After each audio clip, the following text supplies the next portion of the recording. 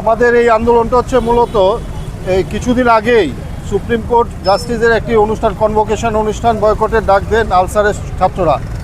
ছাত্রদের প্রশ্ন করার অধিকার আছে গণতান্ত্রিক দেশে, এবং ছাত্ররা এই অনুষ্ঠান বয়কট করেছে তাদের গণতান্ত্রিকতার দিক থেকেই।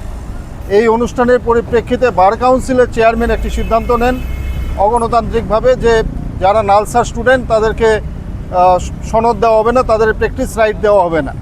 একজন অ্যাডভোকেট হিসেবে ল পাশ করার পর যদি সে বার কাউন্সিল নির্ধারিত যে পরীক্ষা আছে সেই পরীক্ষা পাশ করে, তাহলে ভারতবর্ষে তার আইন পেশায় যুক্ত হওয়ার এবং প্র্যাকটিস করার অধিকার রয়েছে।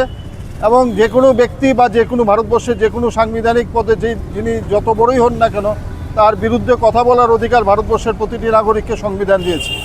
এই অবস্থায় একটি অগণতান্ত্রিক এবং স্বৈরাচারী সিদ্ধান্ত নেয় বার কাউন্সিলের চেয়ারম্যান। এবং বিগত প্রায় 14 বছর ধরেই বার কাউন্সিলের চেয়ারম্যান দেশের যারা শাসন ক্ষমতায় রয়েছে তাদের পক্ষপাতিত্ব হয়ে বার কাউন্সিলকে একটি দলদাসে পরিণত করেছে।